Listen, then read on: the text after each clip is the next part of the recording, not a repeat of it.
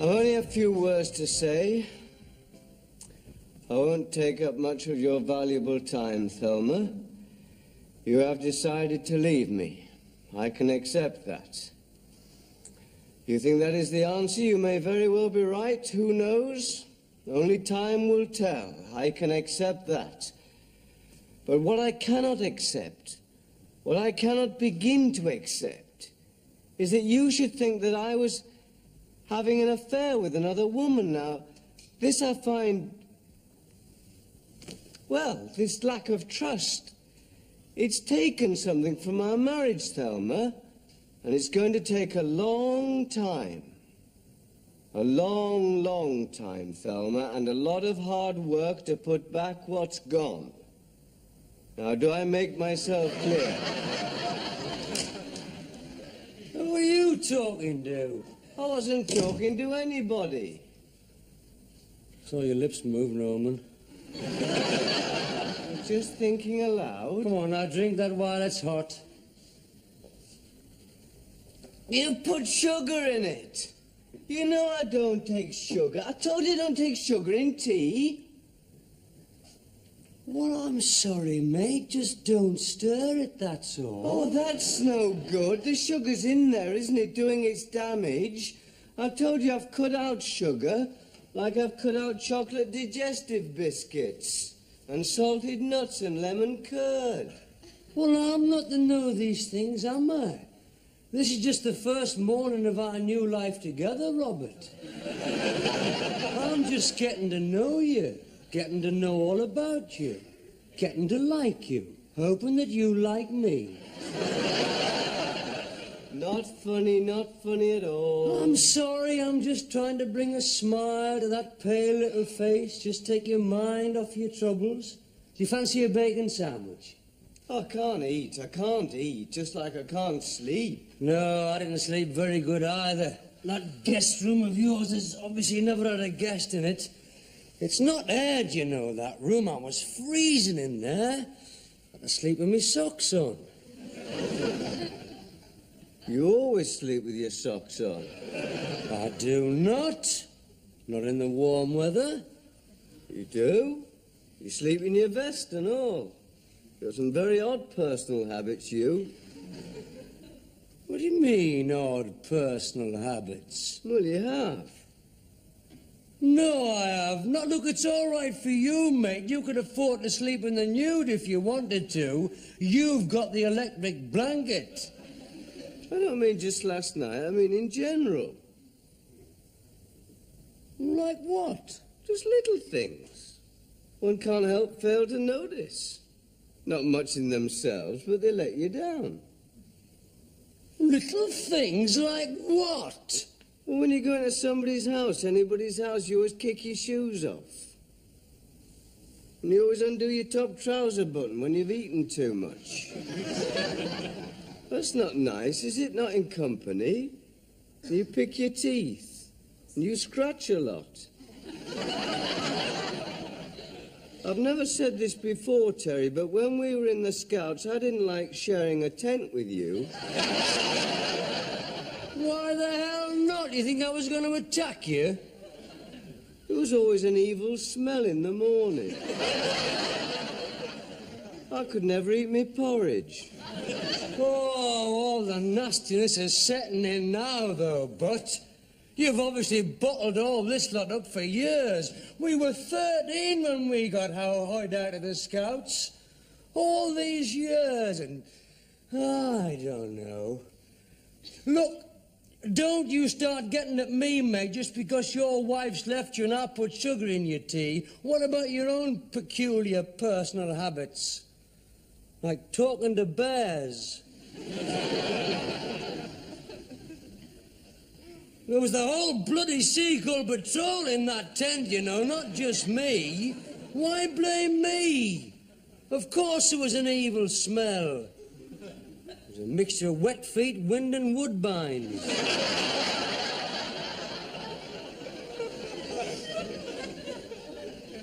It was always your wind.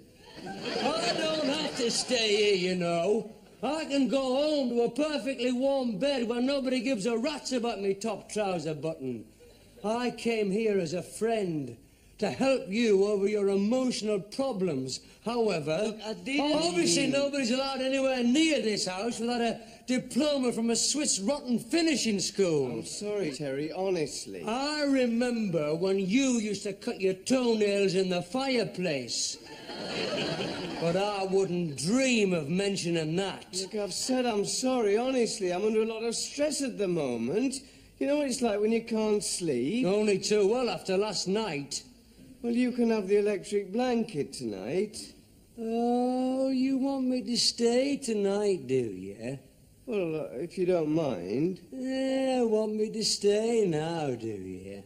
I'd be ever so grateful. Ah, look, kid, I don't want your gratitude. I mean, what are friends for?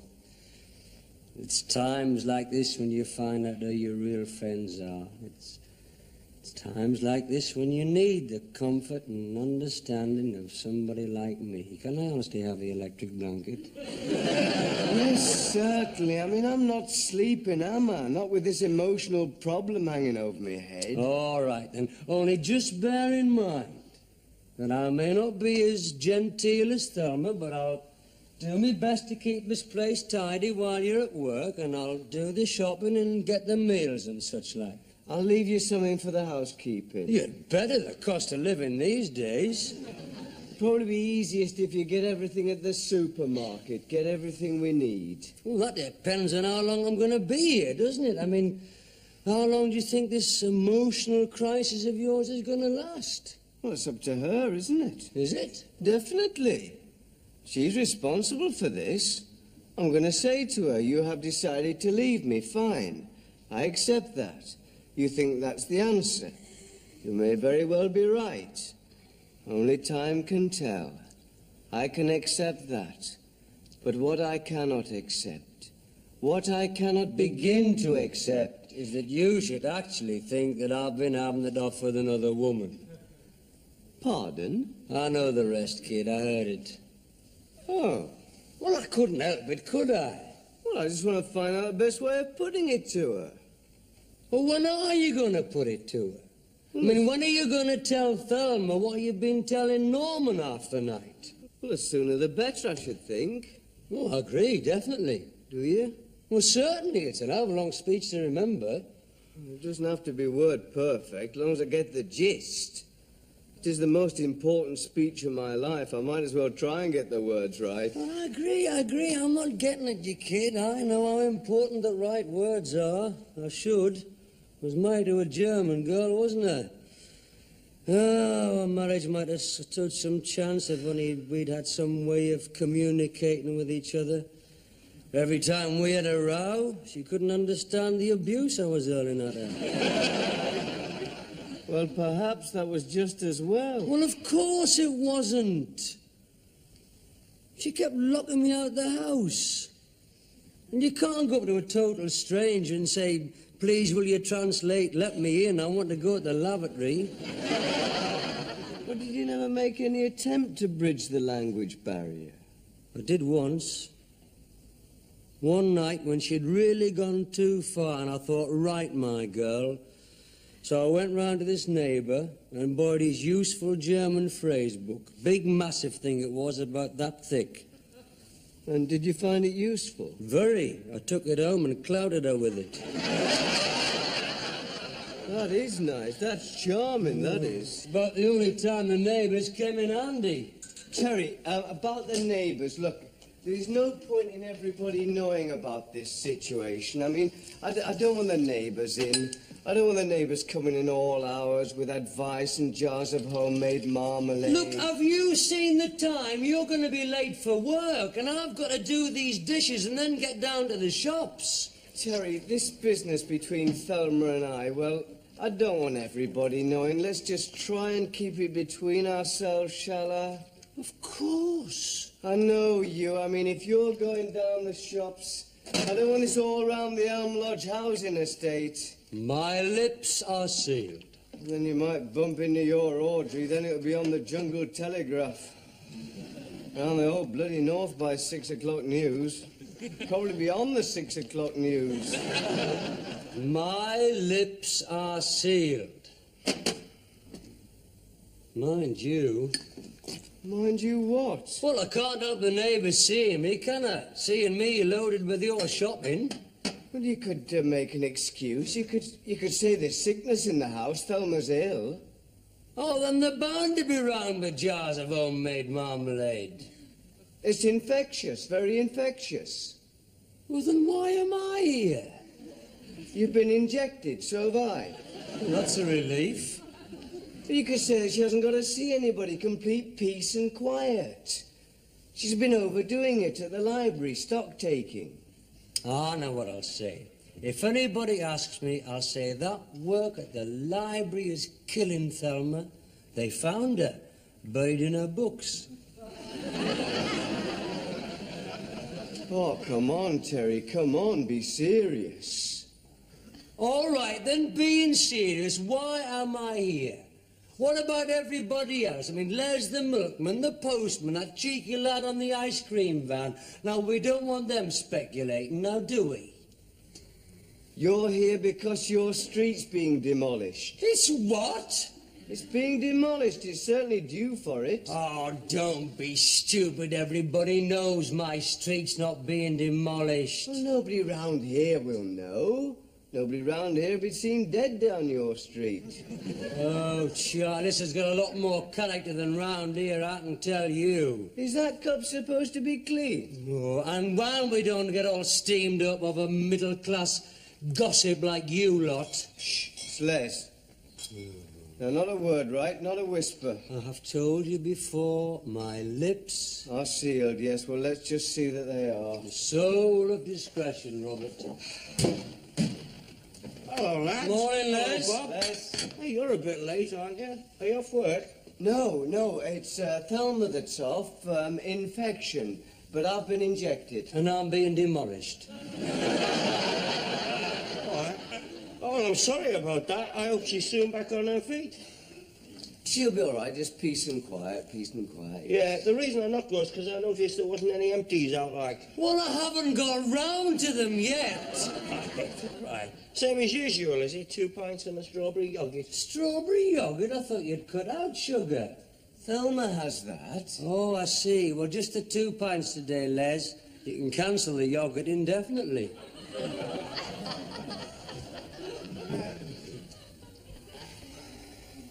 And it's going to take a long time. A long, long time, Thelma. And a lot of hard work to put back what's gone. Is that a dash? Pardon? After a lot of hard work, should it be a dash or do you think a colon? Does it matter? You said it was an important letter, Bob. It is an important letter. It's the most important letter of my life. Then I think it's important to get the punctuation right, don't you? Look, my marriage isn't going to hang on the difference between a colon and a semicolon. Dash? Colon or a dash? Oh, you decide. You're the clerical bloody genius round here.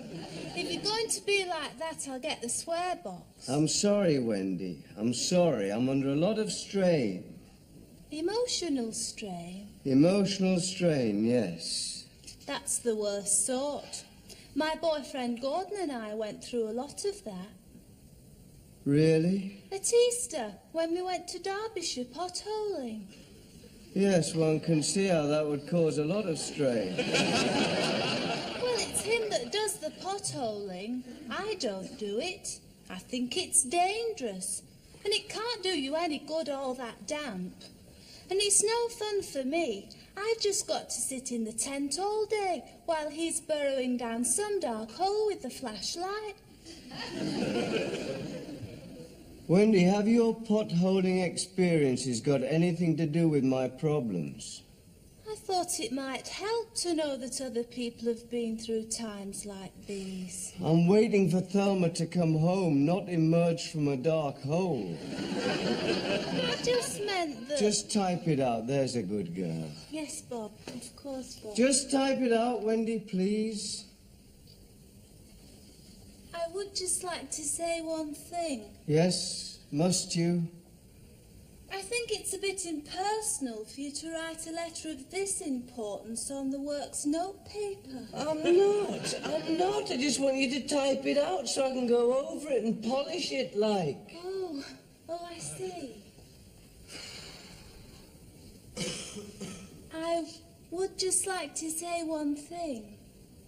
Must you? I think it's a very lovely letter. Do you, Wendy? Do you really? I don't see how she can fail to be impressed. Well, once I've corrected the punctuation. Wendy, listen. This letter, well, this whole affair, I mean, just let's keep it between ourselves, shall we? I don't want it right round the office. I don't want it to go any further. I'm the soul of discretion, Bob. Right, good, because I don't want anybody to see that letter. You know, if one of those girls saw it or something. And you know what that lot are like? You know how they thrive on gossip? My lips are sealed. Oh, sorry. Oh, shouldn't we knock, Vivian? I suppose so. I'm sorry. Do you want me to come back next week?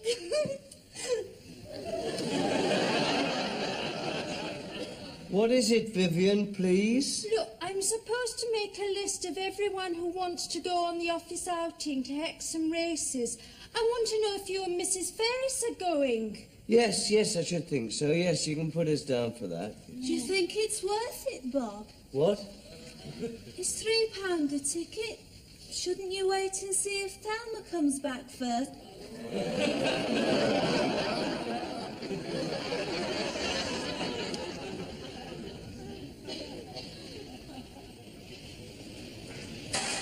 Watch it. Oh, hello, Odd. What on earth are you doing here? Well, I'm shopping, aren't I? But my mum doesn't shop this end of town. Ah, this is for Bob. We're getting Bob's stuff in. Bob?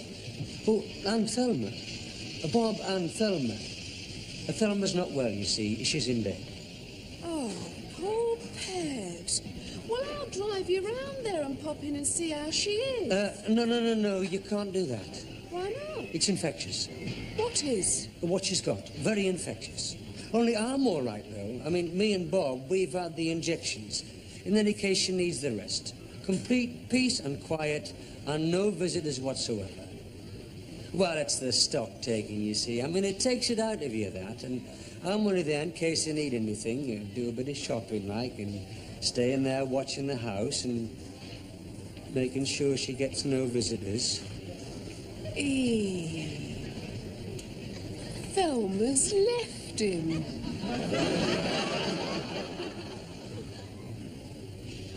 Terry told me. What happened? Well, I tell you. Well, apparently, Thelma's left him. You know what, Terry? But they were so happy. I know. Everybody thought so. Yes. Yeah.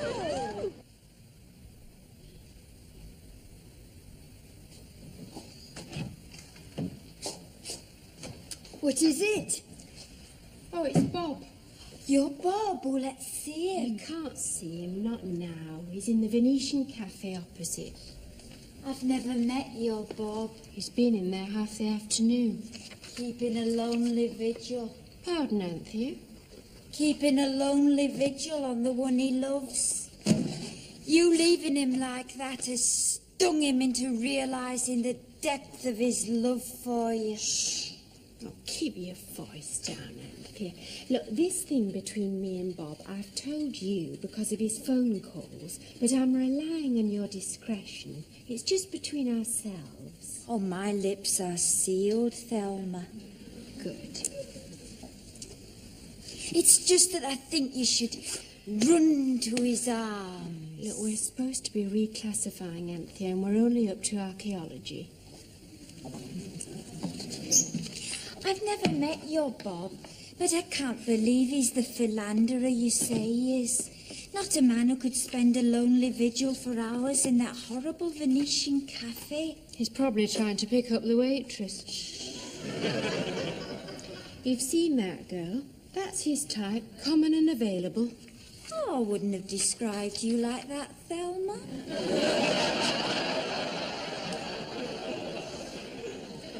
I'm the type he married? That Moira over there's the type he lusts after. From what I've heard of your Bob, he'd never dream of running after another woman. He's over there now because you refuse to take his phone calls. If he does start to notice Moira, you've only got yourself to blame. Your heartless indifference will drive into the arms of another. And all he was doing was keeping a lonely vigil on the one he loves. Anthea, you spend far too much time in romantic fiction.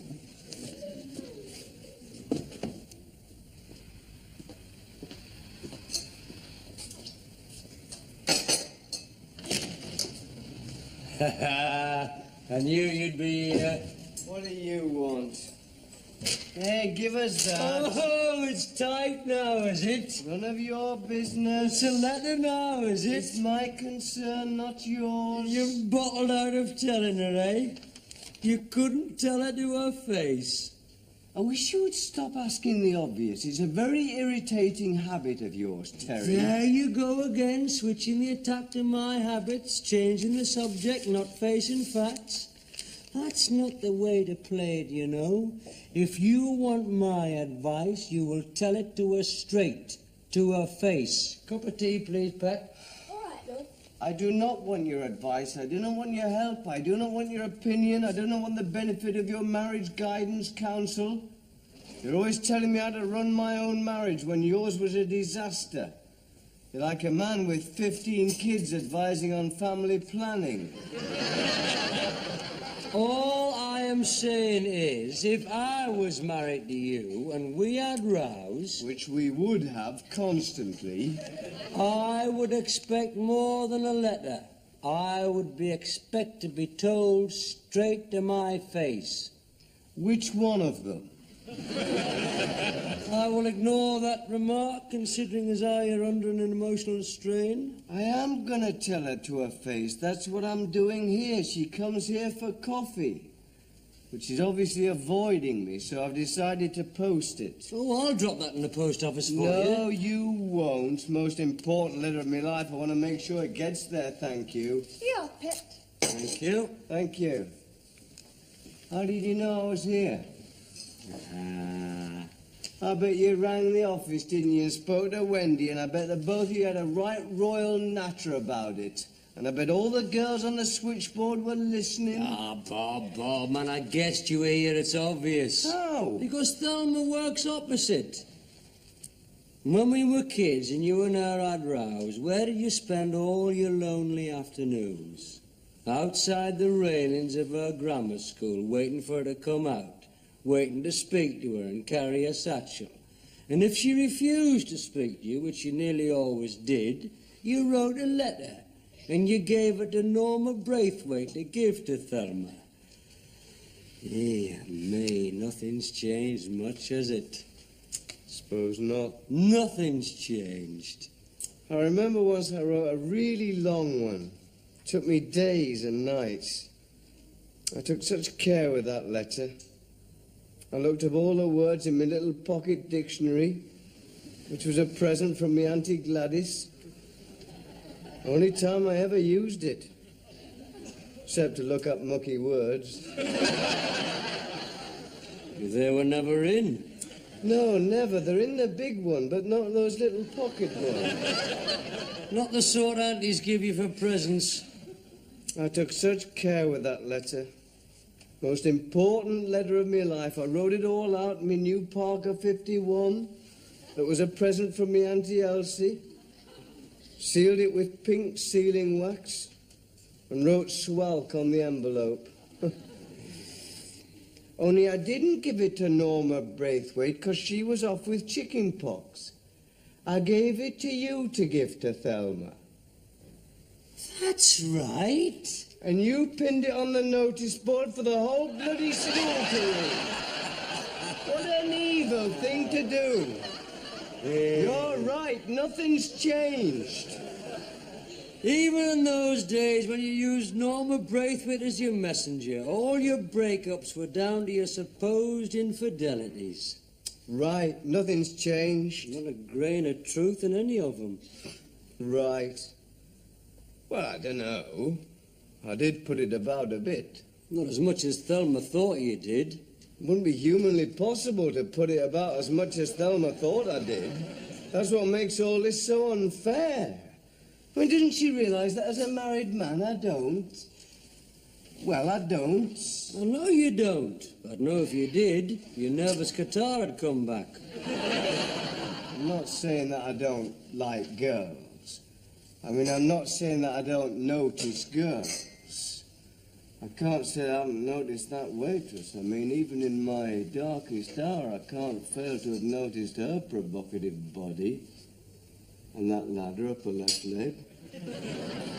Fantastic legs, ain't it? Right up to her throat. Naughty little bum and all. Cheeky. But she's just an erotic fantasy. As is the girl in the filling station on the bypass. I mean, I'd no more dream of taking them out than I would of taking you to the badminton club. Oh, I don't expect to be taken out. I've got to slave over a hot stove all day. Well, I'm going to post this. Are you coming? No, I think I'll hang on here. Keep an eye on the ladder. I'm just popping over the road. Do you want anything or just coffee? Just coffee. Anthea, Yes, Thelma. are you going to the Venetian? Oh, well, it is the handiest. Look, I don't want you talking to my Bob. Thelma, of course not. I don't know the man. Well, you didn't know that man who lost his glove in the reading room this morning, but you're going to the pictures with him tonight. I do not talk to strange men in coffee bars. And despite what you allege, I bet your husband doesn't even notice me.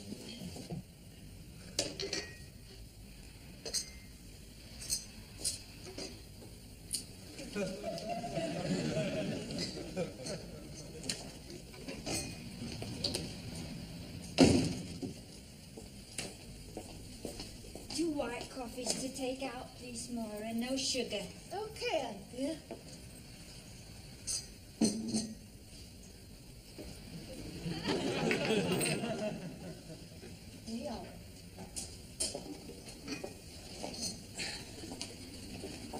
Oh, many thanks.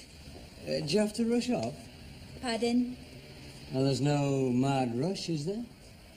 Well, why don't you come and sit down and have a coffee or a bit of cake? Do you know who I am? No, but if you came and sat down, I soon would, and you'd find out who I was, and pretty soon we'd find out a lot of things. My God. You're everything she said you are.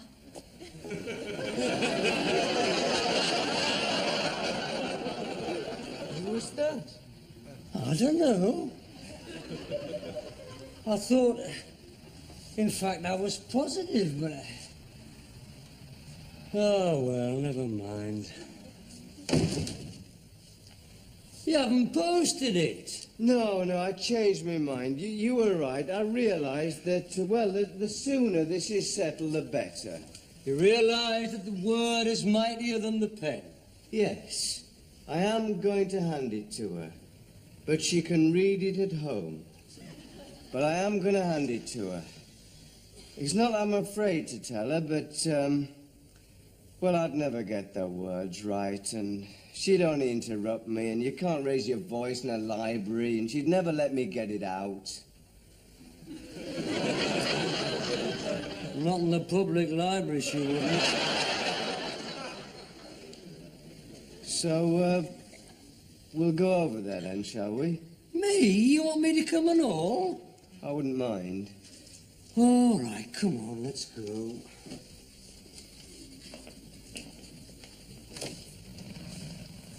Oh, no, here he goes again. First one thing and then the other. What is it this time? Cold feet? No, it's just a pity.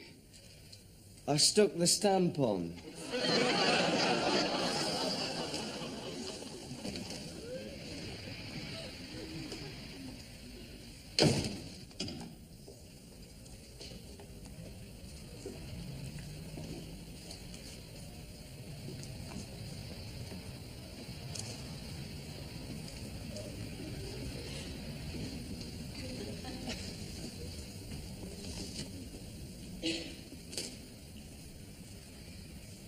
Yes, can I help you?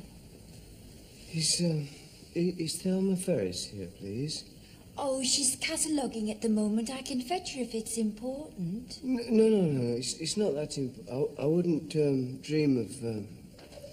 don't bother to. Would you see if she gets that, please? Yeah, all right. Shall I say who it's from? Her husband. You can say it's from her husband. Oh, is it? He didn't have the nerve to come in here after what's just happened. He sends his messenger, does he? Well, you can give him this back and tell him if he's any sort of a man, he'll fetch it himself.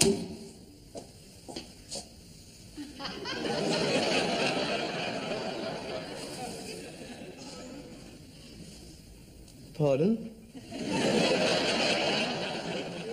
Look, I'm just trying to... I'm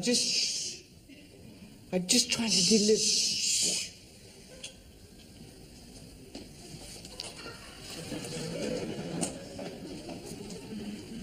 What was all that commotion, Anthea? Oh, nothing, Pet, nothing at all, really. I'll just get my handbag.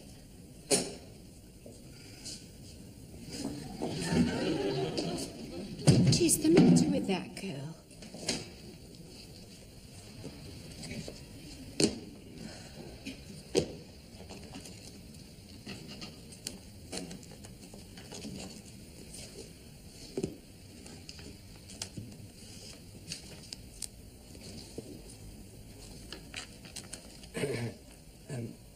Excuse me, Thelma. Pet. Oh, it's you, is it? Well? Bob asked me to give you this. It's a letter, like, from him to you. He wanted to tell you personally, only thought that the library wasn't the right place and he knew you'd never let him get it out. He asked you to bring me a letter from him? Well, you can tell him. If he's got anything to say to me, he can say it to my face. And you can give him that message from his ex-wife. Shh! Oh, shush yourselves! Loving, they say, means never having to say you're sorry. So how come, of all the people I know who are supposedly in love, they spend their whole bloody time apologising to each other? Well, it's worth thinking about, Norman. Hey, look. Here's your father. Now, he needs all the support he can get. Give him a nice smile. Bear up. Of course, it's all over the whole town now, isn't it? No, it isn't. Yes, it is. It's bound to be after that fiasco in the library. I just popped into the Fat Ox on my way home from work, and that barmaid, you know, that big, sexy Scottish lass, she gives me this great, gooey smile and tells me to keep my pecker up. But that doesn't mean out. Yes, it does. She knows. You should have seen the smile. In the Crimea, Florence Nightingale gave that smile to amputees. Keep me pecker up. Look, if you're going to sit there and wallow in self-pity, I'm going to tell you something, mate. You don't half flatter yourself, you do. I what? You flatter yourself that the people in this town are that interested in you and Thelma. The never-ending saga of Bob and Thelma has been going on for years. Rumour has it that Florence Nightingale introduced you to, or was it Boadicea? I don't think I'll follow you. You're just fretting unnecessarily. You are getting what is known as a persecution complex. There's nothing wrong with your marriage. Or even if there is, nobody knows. Well, hardly anybody anyway. I mean, nobody from round up here goes anywhere near the Fat Ox now, do they? Yeah, I suppose you're right, Terry. We, the people of this town, are just not that interested in your personal problems. You're right. I'm sorry. Nobody knows. Or even if they do know, nobody cares. You're right, it's trivial. We'll patch it up. Sorry, Terry. Right, I'll go and put the kettle on. Yep, you put the kettle on and let's have a nice cup of tea. Good lad. And I'll help you write another letter. Well, I've forgotten what I said now, haven't I? Oh, I can remember every word. Any messages, by the way? Any phone calls? Oh, yes, the secretary of your badminton club called. Well, what did he want? I paid the subscription. It's all right, it's all right. He only wanted to ask whether you and Thelma wanted to enter for the club tournament. Oh, you didn't say anything to him, did you? Not to him. If he gets on the whole of the badminton club, oh, my God. Oh, Bob, for heaven's sake, how many times have I got to tell you? Your personal affairs are none of my business. Nobody is interested in spreading rumour and speculation. All I said was, put them down for the singles, but don't bank on the mixed doubles.